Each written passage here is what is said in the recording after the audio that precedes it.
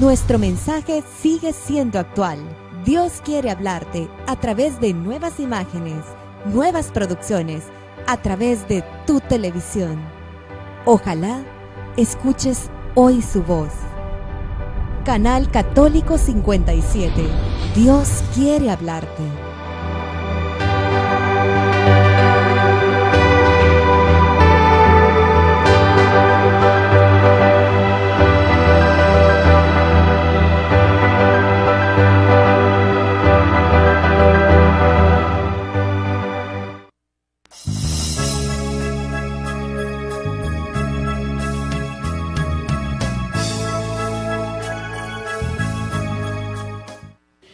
Ave María Purísima, sin pecado concebida. Muchas gracias, queridos amigos, por estar en sintonía de su programa Camino hacia Roma. Para mí es una alegría, una bendición poder estar nuevamente con ustedes. Y hoy vamos a iniciar una serie de temas muy interesantes. Vamos a estar hablando de una serie de temas que hemos titulado Temas candentes de nuestra fe. Es una serie de temas donde vamos a estar tratando diferentes tópicos, como por ejemplo la iglesia que Cristo fundó, los sacramentos, el Papa, el purgatorio y una serie de temas que nos van a ayudar a nosotros para ir teniendo cada vez más un mejor concepto de los puntos importantes de nuestra fe, para que así también nosotros podamos presentar esa defensa cuando vengan y nos cuestionen los aspectos de nuestra fe como católicos, y los cuales aún no hemos podido dominar o manejar para poderlos defender. Este día vamos a estar hablando con respecto a la iglesia que Cristo fundó. Vamos a iniciar nuestro primer tema hablando de la iglesia que Cristo fundó, porque yo creo, mi querido amigo, que ese es uno de los más grandes fenómenos que hemos estado viendo en los últimos años, ese incremento de movimientos, de grupos religiosos que se hacen llamar iglesias, pero que cuando uno los mira, los analiza, pues prácticamente en algunos casos, la mayoría de veces, son incluso antagónicos entre sí. Pero cada uno proclama ser la iglesia de Cristo, cada uno proclama tener la verdad, pero algo que también podemos observar es que a pesar de que están muy separados entre ellos, una cosa que tienen en común es el ataque, el cuestionamiento hacia nuestra iglesia católica. Así que hoy vamos a hablar con respecto a esta iglesia que Cristo fundó, cuál es esa verdadera iglesia que Cristo fundó, cómo podemos estar seguros que pertenecemos a la iglesia que Cristo fundó.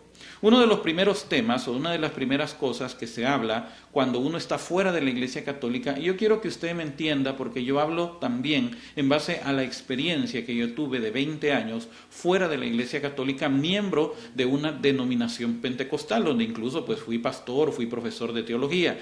Y una de las cosas importantes es con respecto a la fundación de la Iglesia, al origen de la Iglesia. Lo que a mí me enseñaron, primero plantearé delante de ustedes qué fue lo que me enseñaron y qué fue lo que luego yo descubro de la iglesia, para que podamos entender realmente a qué punto el Señor nos está llevando a afirmarnos en una sola iglesia. A mí me enseñaron que la iglesia es el cuerpo de Cristo, el conjunto de los redimidos por la sangre de Cristo, todos aquellos que han aceptado a Cristo como su único y suficiente Salvador personal. Esa frase es muy importante, tiene un significado, y que ahora pertenecemos, no importa el grupo, no importa la congregación, lo que importa es que hemos recibido a Cristo como nuestro Salvador, y ahora nosotros vamos camino al cielo, vamos a la gloria. Incluso se hace la pregunta, si usted muriera hoy, pues yo voy seguro para el cielo porque he aceptado a Cristo como mi Salvador. También nos enseñaron que Cristo no vino a fundar iglesia. No es una iglesia la que Él vino a fundar, sino que lo que vino fue a redimirnos y a establecer una relación. A mí me enseñaron que Cristo no fundó una religión, sino una relación entre Dios Padre, Él y nosotros a través del Espíritu Santo.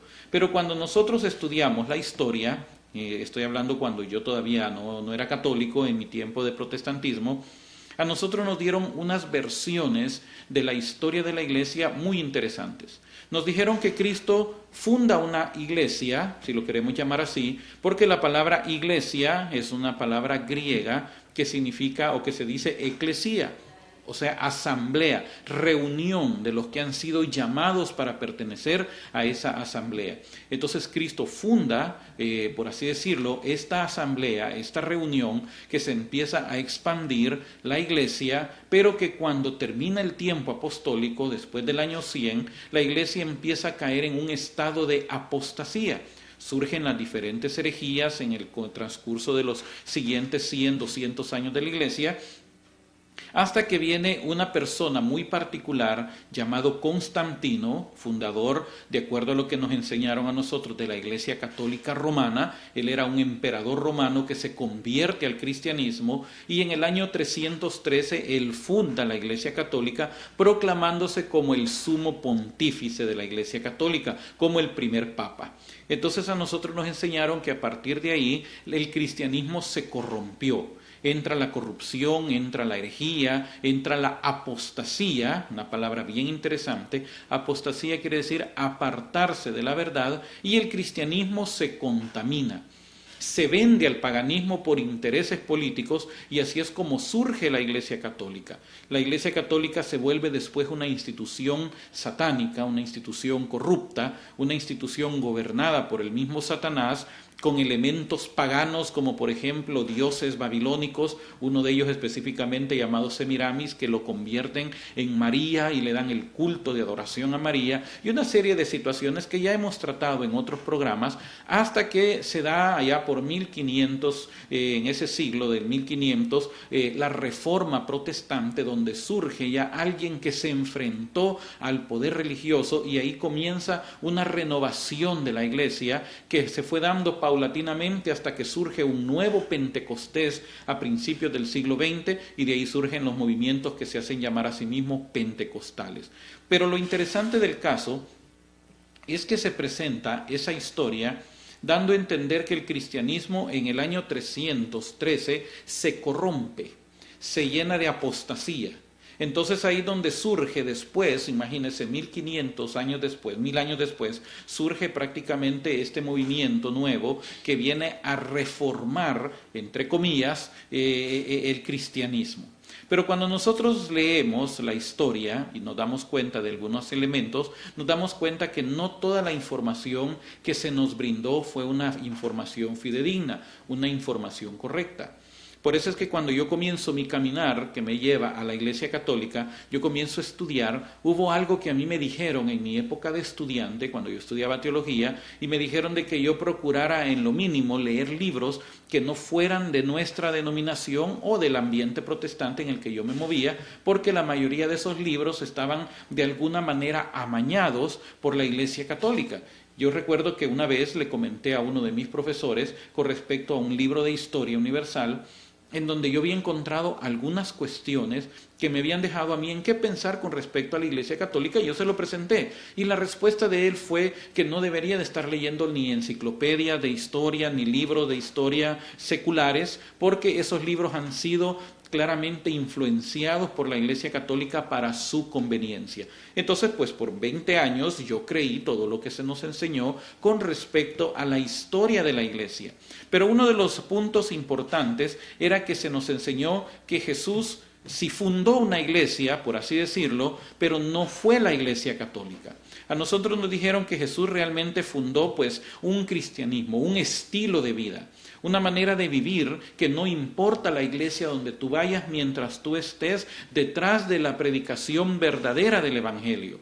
Y así es como nosotros incluso pues enseñábamos y predicábamos, y hasta coritos hay por ahí que dicen no importa la iglesia que tú vayas, si detrás del Calvario tú estás. Entonces lo importante no es a dónde tú vayas, no es el local a donde tú estás, lo importante es que tú has recibido a Cristo como tu único y suficiente Salvador personal, que tú ahora eres salvo, que tú vas para el cielo, y no importa dónde tú vayas, pero si un día te das cuenta que ahí ya no está la unción y ahí ya no está la presencia del Señor, tú te puedes mover para otro grupo, y así es como encontramos una migración de gente, de grupo en grupo, van rebotando de uno en otro, buscando esta unción, como hoy se le ha denominado o como se le ha llamado. Pero la pregunta importante es, ¿realmente Jesús fundó una iglesia o él fundó un estilo de vida como se ha presentado? Cuando nosotros leemos la palabra de Dios, específicamente en San Mateo, capítulo 16, nosotros encontramos una historia bien interesante. Un día Jesús estaba hablando con sus discípulos, con sus apóstoles.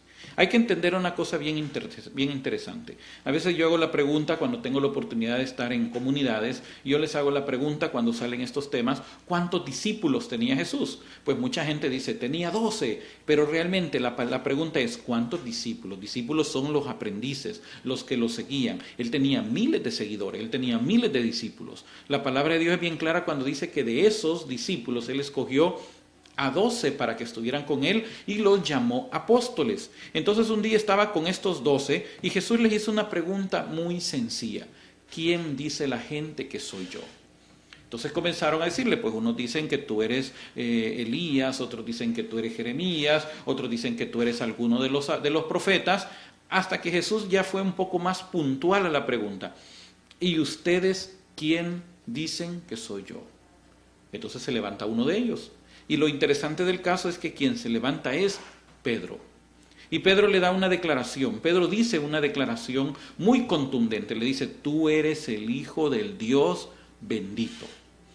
Entonces Jesús da una declaración bien importante que quedó registrada en San Mateo capítulo 16, versículo 18, cuando le dice claramente, bienaventurado eres Simón, hijo de Jonás, porque esto no te lo ha revelado carne ni sangre, sino mi Padre que está en los cielos. Y yo te digo que tú eres Pedro, y sobre esta piedra edificaré mi iglesia.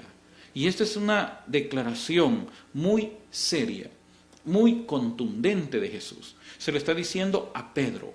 Está ocupando Jesús ese juego de palabras muy característico en el Nuevo Testamento, muy característico en los evangelistas. Él está diciéndole a Pedro, tú eres Pedro. Pero si nosotros sabemos realmente el nombre de Pedro, él no se llamaba Pedro. Pedro fue un apodo que Jesús le había puesto a Pedro. El verdadero nombre de él era Simón, hijo de Juan o hijo de Jonás, dependiendo de las versiones, Simón Bar-Jona, que él era pues un judío, un pescador, pero que Jesús un día le cambia el nombre. Ya no te llamarás Simón, hoy te llamarás Pedro, que quiere decir piedra. La palabra aramea era la palabra Cefas. Entonces en este momento Jesús le está diciendo a Pedro, tú eres Pedro, y está ocupando un juego de palabras en el Nuevo Testamento, específicamente en la parte griega. Recuerde que el Nuevo Testamento no fue escrito en español, fue escrito en griego, y le está diciendo, tú eres piedra, tú eres Cefas, el apodo que Jesús había puesto a Pedro, y sobre esta Cefas está ocupando el mismo nombre que Jesús había colocado, sobre esta Cefas, o sea, sobre esta piedra, sobre ti edificaré mi iglesia. El concepto o la interpretación protestante que se ha hecho a este versículo es que Jesús no está diciendo que él iba a edificar su iglesia sobre Pedro, porque dicen que Cristo es la roca y que la iglesia está edificada sobre él. Pero cuando leemos este versículo, estamos viendo claramente que Jesús le está diciendo directa y puntualmente a Pedro, tú eres Pedro, Cefas, y sobre esta Cefas, sobre Pedro edificaré algo bien interesante, y lo subrayamos, mi iglesia. Estamos hablando en singular. Jesús está hablando en singular, no en plural.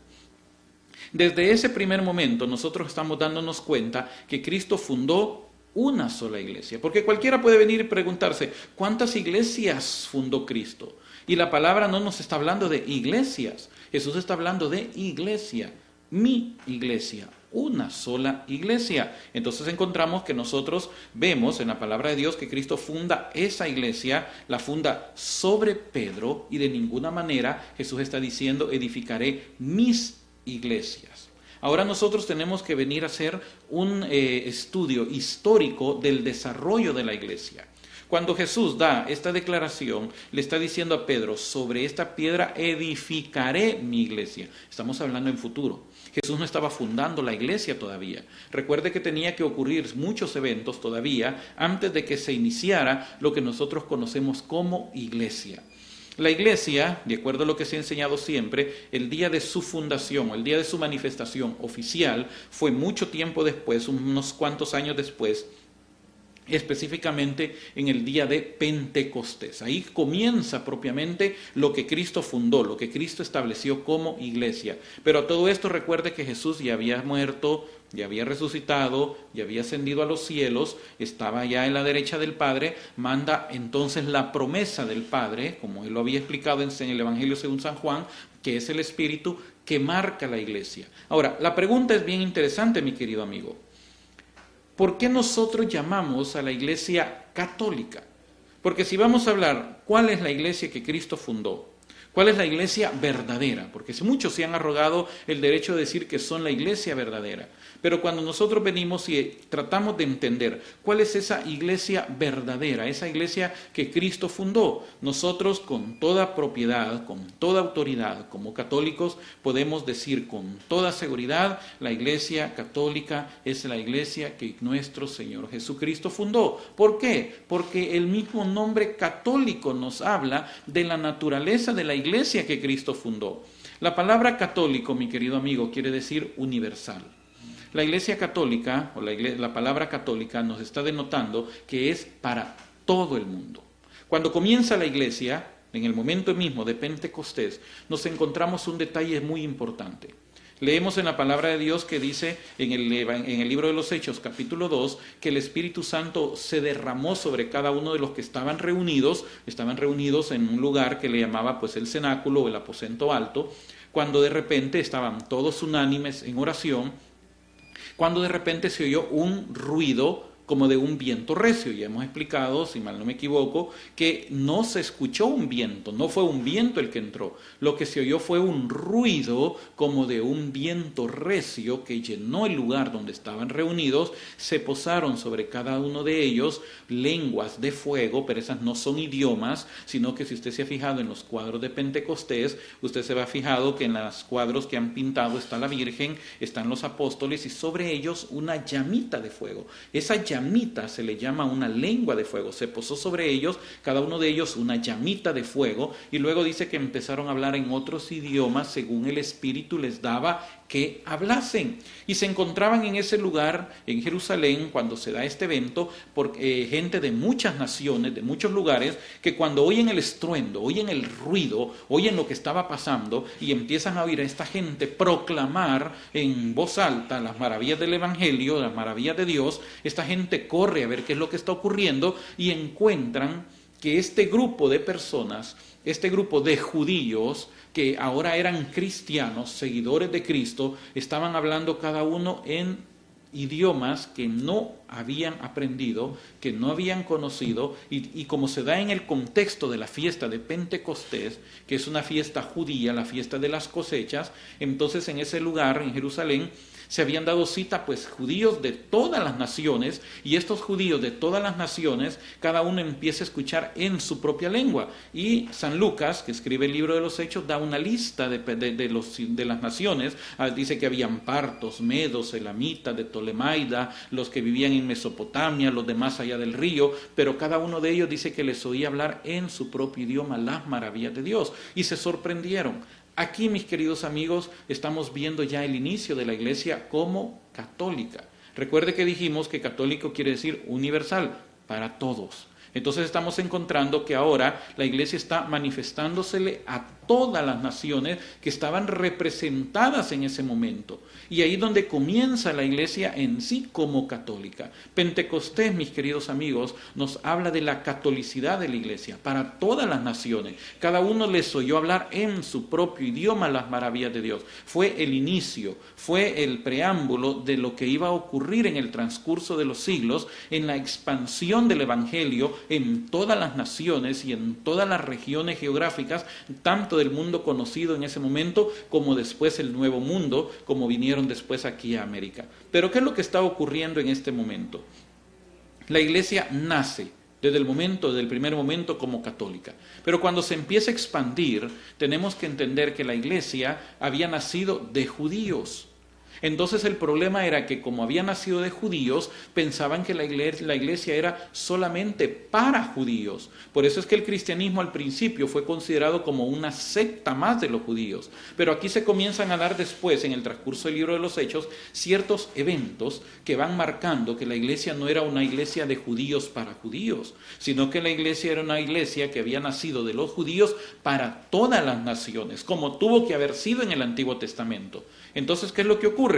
comienza la iglesia a expandirse. Un día le hablan a Pedro para que fuera a la casa de alguien, y cuando Pedro va a este lugar, pues el Espíritu Santo se derrama sobre estas personas, pero él había una situación. Estas personas no eran judíos, eran paganos, gentiles. Pero el Espíritu Santo se derrama sobre ellos. Cuando San Pedro vio que el Espíritu Santo se había derramado sobre ellos, dijo, bueno, si el Espíritu Santo ha venido sobre ellos, como vino sobre nosotros, ¿qué impide que ellos reciban el bautismo? Entonces se convierte, fue de las primeras familias, porque la Biblia nos habla que se convertían familias completas. Ahí incluían papá, mamá, tíos, abuelos, niños. Entonces esta fue de las primeras familias que se convierten y reciben el bautismo, y de esa manera se empieza a involucrar ya el paganismo o la gentilidad convirtiéndose al cristianismo. Entonces comienza la pugna.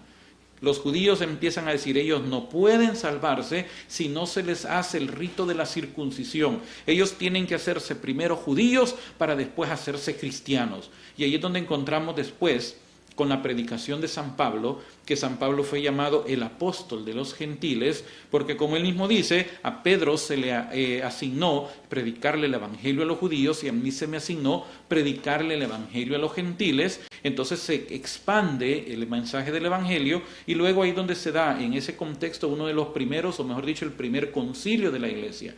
Y la primera pugna precisamente que se dio fue, bueno, ¿tienen que hacerse judíos primero para poder ser cristianos o salvarse? ¿O un pagano puede hacerse cristiano sin necesidad de pasar por el judaísmo? Y se establece claramente en el primer concilio de Jerusalén, que la iglesia es católica porque la iglesia es para todos. Un gentil no tiene que hacerse judío para poder hacerse cristiano y luego ser salvo. Un pagano, un gentil puede ir directamente a la fe de nuestro Señor Jesucristo, recibe también el Espíritu Santo y se convierte en parte de la iglesia. Esto causó mucho problema al principio, y cuando usted lee la Biblia, especialmente en la epístola de San Pablo a los Gálatas, cómo se oponían a esta idea, pero se establece claramente la idea. La iglesia es para todo el mundo. Entonces, al hablar sobre estas situaciones, nos damos cuenta, mi querido amigo, que la iglesia desde que nace como católica, nace para todos. ¿Por qué nosotros decimos que la iglesia es católica? En primer lugar, estamos hablando, para ir ya puntualizando, porque está fundada sobre Pedro. Está fundada sobre el sucesor de Pedro, que son los papas. Ese va a ser otro de los temas que vamos a hablar posteriormente. La única que conserva la piedra, o sea, Pedro, sobre la iglesia que Cristo fundó, es la iglesia católica. Cuando nosotros estudiamos y vemos esto, nos damos cuenta que Pedro se convierte en el pastor de la iglesia. No vamos a entrar en mucho detalle porque este es otro de los temas candentes que vamos a hablar en otro programa, pero Cristo establece a Pedro como el pastor de la iglesia. Para ir adelantando un poco, usted se da cuenta, usted ha leído en el Evangelio de Juan, cómo Jesús le dice a Pedro en 3 ocasiones, apacienta mis corderos, apacienta mis ovejas. Lo nombra el pastor delante de todos ellos. Y hay muchas más evidencias que Pedro se convierte en el primero de los apóstoles, en el pastor de la iglesia. Ahora, cuando la iglesia, el tiempo va avanzando, y van muriendo los pastores, van muriendo ya sea por el martirio o por la edad, entonces ahí donde comienza ya San Pablo y envía una de esas cartas a Timoteo, donde la iglesia ha tomado pues esa idea, cuando San Pablo le dice a Timoteo, tú tienes que buscar hombres fieles, hombres idóneos, tienes que enseñarles la fe, el depósito de la fe, y los tienes que nombrar para que ellos se hagan cargo y puedan continuar la labor que nosotros estamos desarrollando como apóstoles. San Pablo sabía muy bien, San Pedro sabía muy bien, los demás apóstoles sabían muy bien que ellos no iban a ser eternos, aunque San Pablo pensaba y creía que él iba a estar para el fin del mundo, pero cuando se dio cuenta que no iba a ser así, porque el mismo Señor le anuncia que le faltaba poco para abandonar el cuerpo, entonces, ¿qué es lo que hace de San Pablo? Comienza a nombrar a sus sucesores. Entonces encontramos que la iglesia empieza ya un sistema de organización desde el primer siglo que se ha mantenido hasta nuestra época. El obispo, como el pastor de una área geográfica específica, que se llama diócesis. El obispo tiene un cuerpo, al principio la Biblia le llamaba ancianos, la palabra es presbítero, que eran personas que auxiliaban al obispo, que tenían funciones delegadas del obispo. Algunas funciones eran muy particulares del obispo, pero la mayoría de las funciones eran delegadas a los presbíteros, que eran designados y esparcidos en toda esa región geográfica, y los presbíteros tenían auxiliares llamados diáconos. Entonces encontramos desde el mismo libro de los Hechos que la iglesia está estructurada de una manera jerárquica, de una manera ordenada, como está nuestra iglesia católica. Usted lo puede ver en el libro de los Hechos. Luego, estos apóstoles van dando el depósito de la fe. La predicación comienza a expandirse. La predicación al principio fue oral. No había una Biblia, no había un libro como nosotros tenemos ahora. Se ocupaban las escrituras judías de la versión griega llamada Septuaginta, que también será otro tema candente, que le invito a que usted mantenga la sintonía en esta serie de temas que vamos a estar desarrollando, que era la versión Septuaginta, que incluía los libros que hoy no aparecen en muchas versiones protestantes. Pero la predicación era oral y también escrita, pues manejaban muchas cartas que se enviaban a diferentes lugares, a diferentes comunidades, y de esa manera la iglesia se iba expandiendo. Otro punto importante, también viendo esto de la sucesión apostólica, era que los apóstoles nombraban sus sucesores, y así fue como se fue dando esa jerarquización de los diferentes movimientos de la iglesia, y así fue como la iglesia fue tomando forma. Otro detalle bien importante es que la iglesia se llamó católica también desde el primer siglo de la iglesia. Encontramos a San Ignacio de Antioquía, que él muere martirizado en el año 107 después de Cristo. Él había sido discípulo de Policarpo, él había conocido a San Juan. Entonces San Ignacio de Antioquía, él escribe en una de sus cartas: la iglesia donde quiera que está es católica. Entonces ahí encontramos, queridos amigos, que 200 años antes de Constantino, el supuesto fundador de la Iglesia Católica, encontramos que la Iglesia ya se llamaba católica. Ahora, mi querido amigo, ¿por qué estamos tratando este tema de la Iglesia? Porque es importante, es necesario que nosotros entendamos, reconozcamos que Cristo sí realmente fundó una iglesia, que Cristo sí realmente estableció una organización. Porque ¿qué es lo que ocurre, por ejemplo, en el protestantismo? Le dicen a uno, es que Cristo no fundó una iglesia, esto no es cuestión de religión, sino de relación. Pero tenemos que entender también lo que la palabra religión significa. Cristo sí fundó una religión. La palabra religión quiere decir, o viene de una palabra latina, religare, unir de nuevo. Entonces la religión es aquella serie de prácticas, eso lo puede encontrar usted en cualquier definición de diccionario, antropológicamente hablando.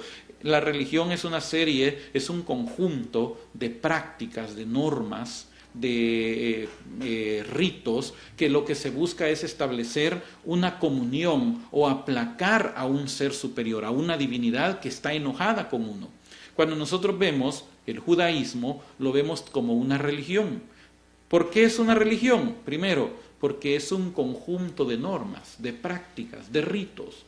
El judaísmo tenía la ley, los 10 mandamientos.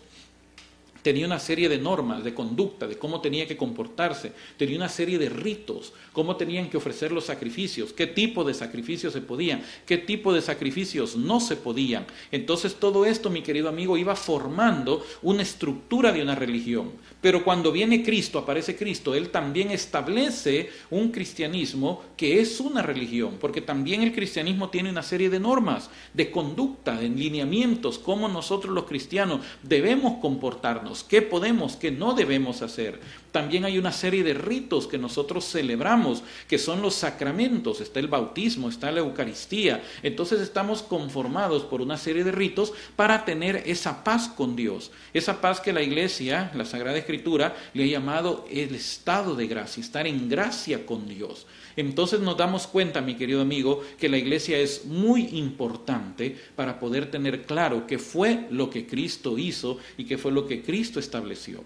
Vamos a hacer en este momento una pequeña pausa y al regresar, no pierda la sintonía de su programa Camino hacia Roma. Estamos hablando de temas candentes y el tema de hoy es la iglesia que Cristo fundó. Y cuando regresemos de esta pausa vamos a ver por qué la iglesia es importante y vamos a ver la importancia de los sacramentos que están dentro de la iglesia. Quédense en sintonía de Canal 57.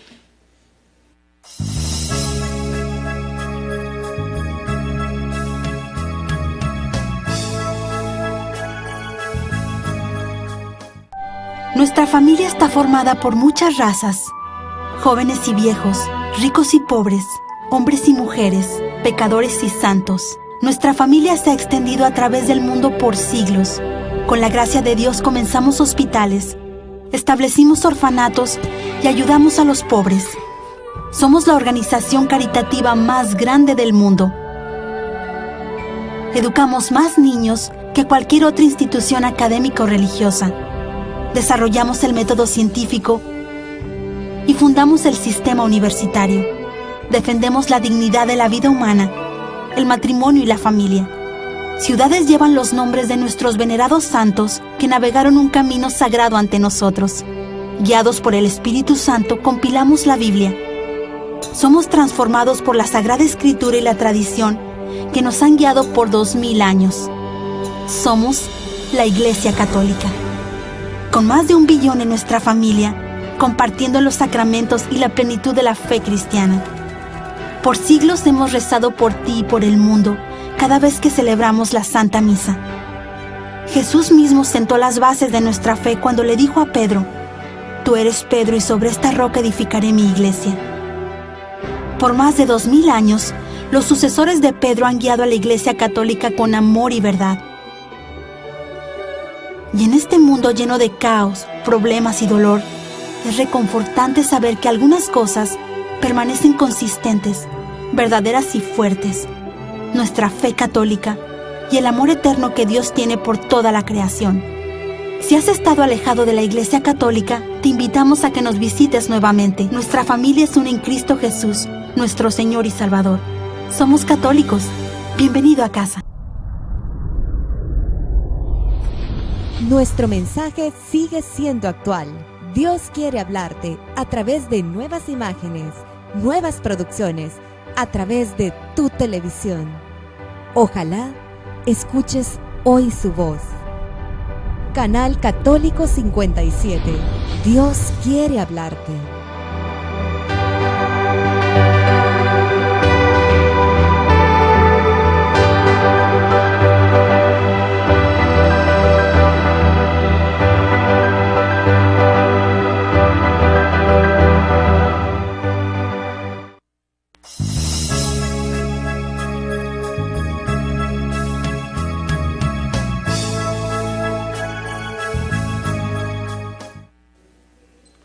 Usted está en sintonía de su programa Camino hacia Roma. Estamos hablando la importancia sobre la Iglesia Católica, si es esta la Iglesia que Cristo fundó, y también estamos desarrollando, iniciando esta serie de temas que hemos llamado temas candentes de nuestra fe. Estábamos hablando sobre algunos puntos importantes para poder entender a la Iglesia Católica como la Iglesia que nuestro Señor Jesucristo fundó. Otra de las maneras, otra de las formas, de las ideas que nosotros podemos ver para entender que esta es la Iglesia que Cristo fundó es porque Cristo establece una serie de sacramentos. Los sacramentos son signos visibles establecidos por Cristo y depositados dentro de su iglesia. Esos signos visibles nos llevan a nosotros a la salvación.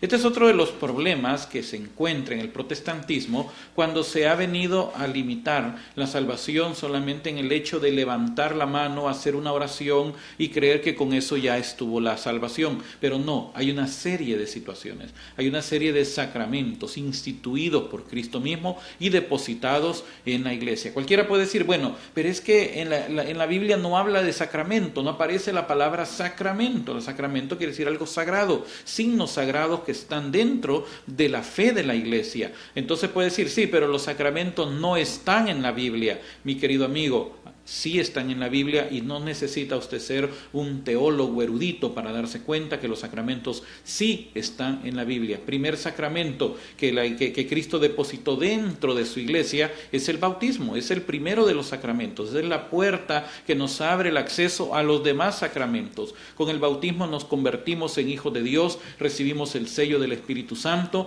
Con el bautismo nosotros nacemos, como Jesús dijo, del agua y del Espíritu. Segundo sacramento que encontramos es la Eucaristía. Encontramos la Eucaristía en la Biblia. Ese va a ser otro de los temas candentes. Cuando hablemos acerca de si Cristo está real y presente en el Santísimo Sacramento del altar o es un mero símbolo. Pero Jesús dijo claramente, esto es mi cuerpo. Entonces la Eucaristía sí la encontramos en la Biblia. La confirmación. ¿Dónde aparece la confirmación en la palabra de Dios? Sabemos muy bien que nosotros recibimos el Espíritu Santo en el momento de nuestro bautismo, pero la confirmación es aquella llenura especial que recibimos los cristianos, los católicos, cuando recibimos de manos del obispo esa unción, ese sello. Es como la encomienda a una misión, a ser testigos de Cristo, cuando recibimos una doble porción del Espíritu Santo. Usted recuerda lo que pasa, por ejemplo, una de las noches después de la resurrección, cuando Jesús se le aparece a los apóstoles. Él les dice, ¿por qué tienen miedo? Un espíritu no tiene cuerpo ni huesos como ustedes ven que yo tengo. Y luego después de eso Él les sopla y les dice, reciban el Espíritu Santo. A los que ustedes perdonen los pecados les quedan perdonados. Pero les dice, reciban el Espíritu Santo. Ellos reciben el Espíritu Santo esa misma noche. Entonces, ¿qué ocurre en Pentecostés? Si ellos ya habían recibido el Espíritu Santo, porque eso también ocurre, hay una mala interpretación, que algunas personas creen que el Espíritu Santo vino por primera vez sobre los apóstoles el día de Pentecostés, pero no fue así. Ellos reciben el Espíritu Santo en una de las noches, por no decir la noche de la resurrección de Jesús. Ellos reciben el Espíritu Santo en ese momento cuando Jesús les sopla en San Juan capítulo 20 y les dice, reciban el Espíritu Santo. Pentecostés es el sacramento de la confirmación, mis queridos amigos. Ya tenían el Espíritu Santo, pero ahí son confirmados como testigos de Cristo. Los otros sacramentos, esos se llaman sacramentos de iniciación.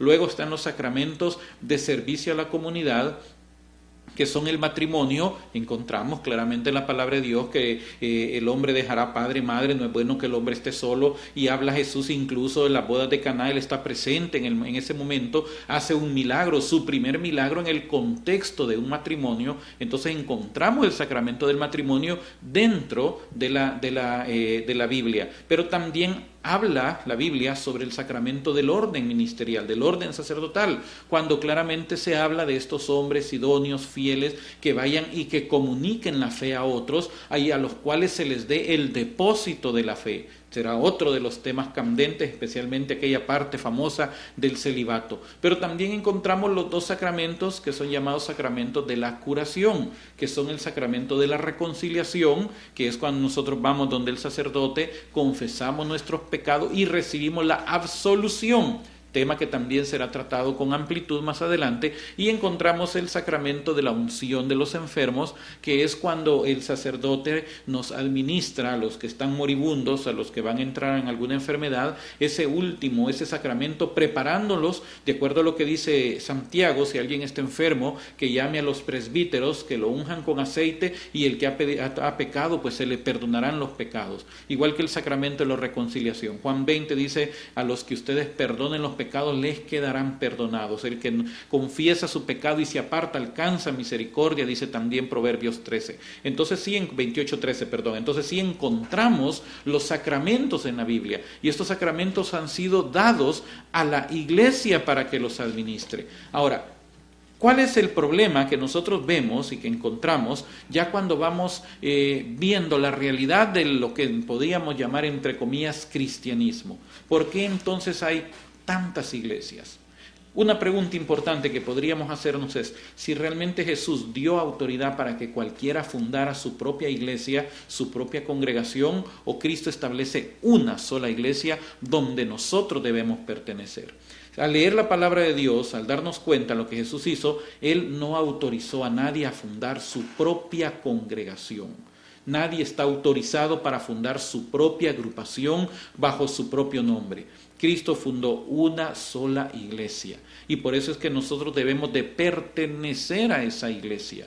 Por eso es que cuando yo me doy cuenta que Cristo funda la Iglesia Católica, como lo dice el Catecismo, como sacramento universal de salvación, yo tenía que tomar la decisión de permanecer a donde yo estaba, en una secta fundada por hombres, o pertenecer a la iglesia que Cristo mismo había fundado sobre Pedro y que había nacido el día de Pentecostés. Había que tomar esa decisión y se tomó la decisión, y por eso hoy estoy delante de ustedes como católicos diciendo: mi querido amigo, Cristo fundó esta iglesia. Nadie está autorizado para andar fundando congregaciones. Por eso también hay que aprender términos y saber hablar. Cristo fundó una sola iglesia. Por eso nosotros no podemos hablar de iglesias.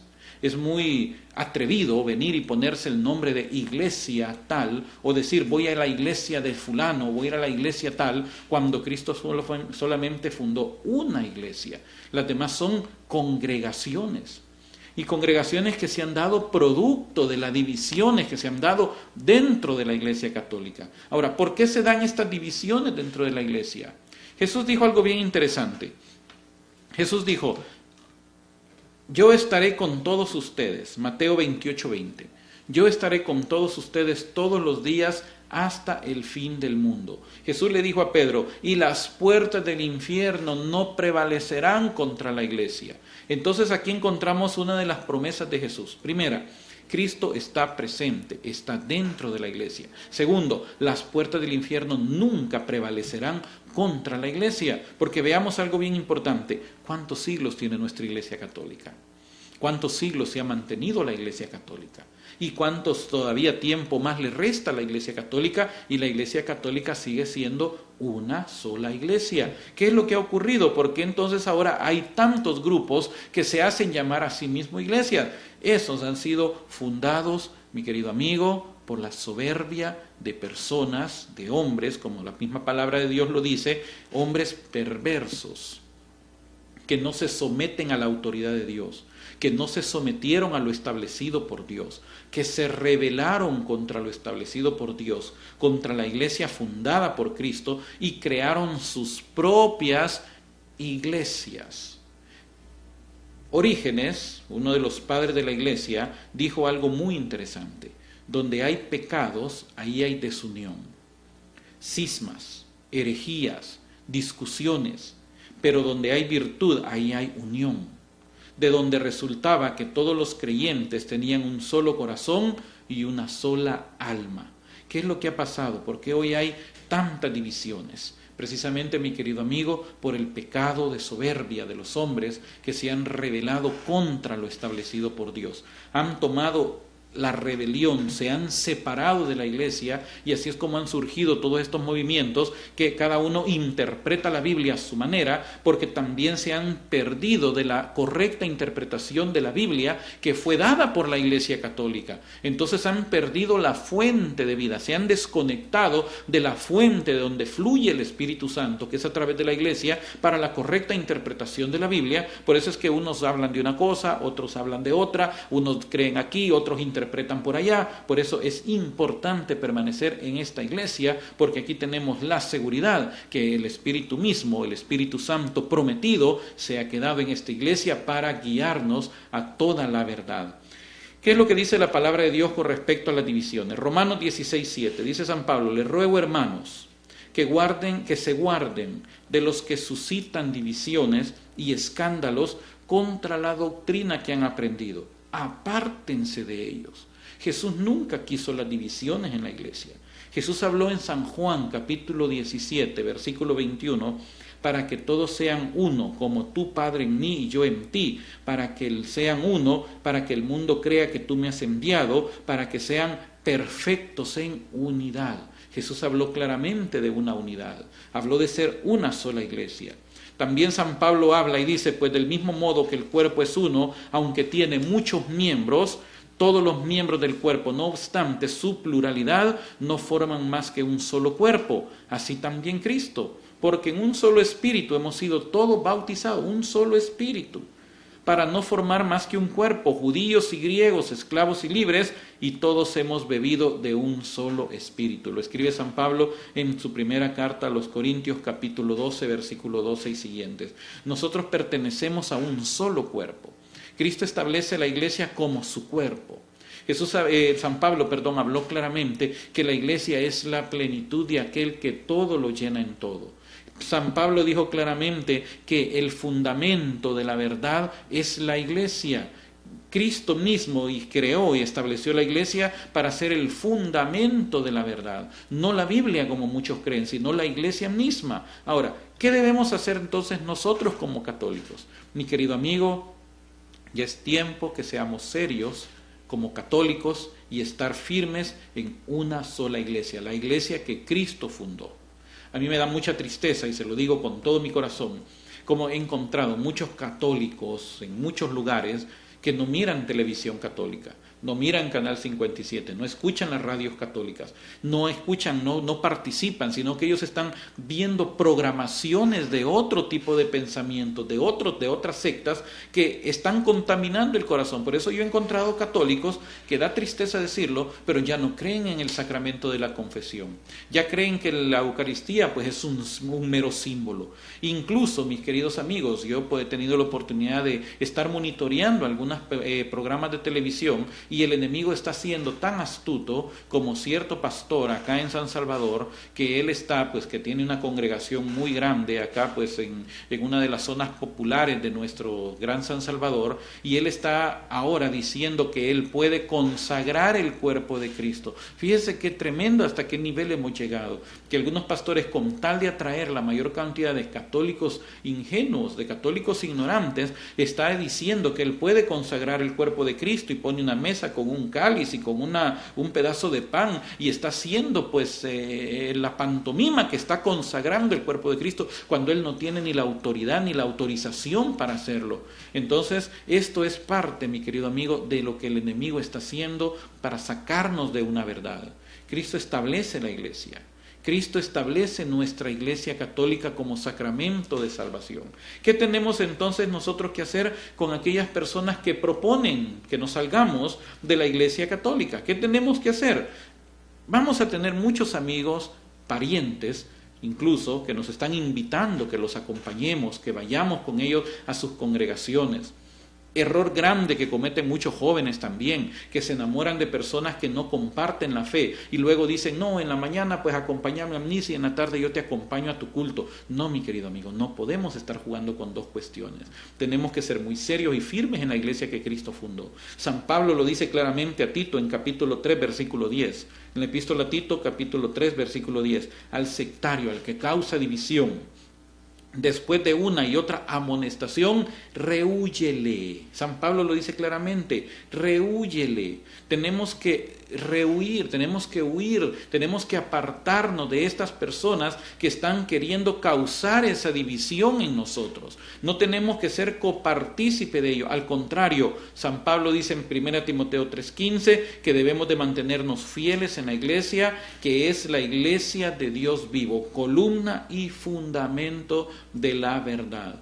Mi querido amigo, yo le invito a usted para que podamos cada día más conocer más nuestra fe, conocer más la fe de la iglesia, conocer más la doctrina de nuestra iglesia, que podamos estar seguros y confiados que Cristo fundó una sola iglesia y es nuestra Santa Iglesia Católica. Por eso es que nosotros decimos en nuestra profesión de fe, creo en la iglesia que es una, santa, católica y apostólica.